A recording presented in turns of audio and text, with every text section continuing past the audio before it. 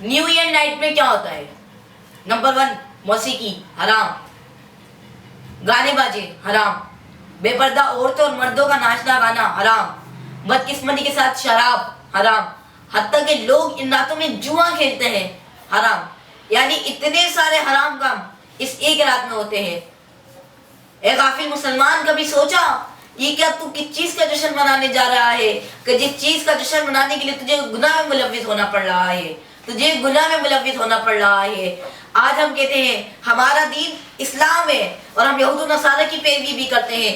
اللہ فرماتا ہے یا ایھا الذین آمنوا ادخلوا فی السلم کافہ، اے ایمان والو اسلام کے اندر پورے کے پورے داخل ہو جاؤ.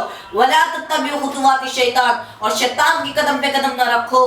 اب دیکھیں ہم یہود و نصارہ کی پیروی کر رہے ہیں، ان کے طریقے کو اپنا رہے ہیں تو ہم شیطان کی قدم پہ قدم رکھ رہے ہیں. اللہ ہمیں منع فرما رہا ہے. اب ہم یہود و نصارہ کی پیروی کر رہے ہیں، یہ سب یہود و نصارہ کے کام ہیں. ہم یہود و نصارہ کی پیروی کر رہے ہیں تو ہم شیطان کے قدم پر قدم رکھ رہے ہیں. اللہ فرما رہا ہے انہ لکم عدو مبین، بے شک تمہارا کھلا دشمن شیطان ہے.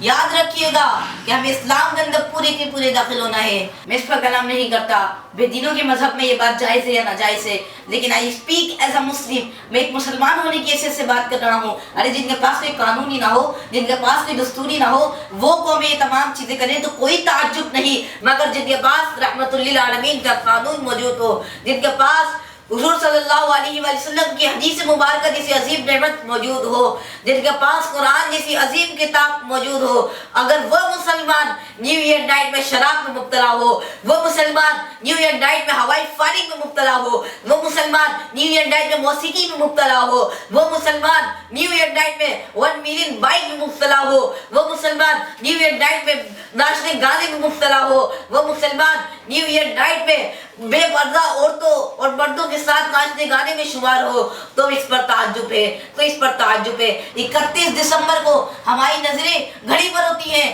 کب 12 بجے. ہم انتظار کر رہے ہوتے ہیں کب 12 بجے.